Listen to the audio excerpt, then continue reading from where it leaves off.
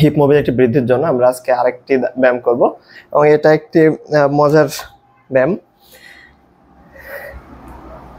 এই অবস্থা থেকে প্রথমে দুই হাত সামনে, দুই পা দুই দিকে ফাঁকা করব, হাঁটু, এরপরে দুই পা চাইলে এভাবে পায়ের গোড়ালি উপরের দিকে, পায়ের পাতা এভাবে রাখা যায়, অথবা দুই সাইডে এরকম ভাবে রাখতে পারি।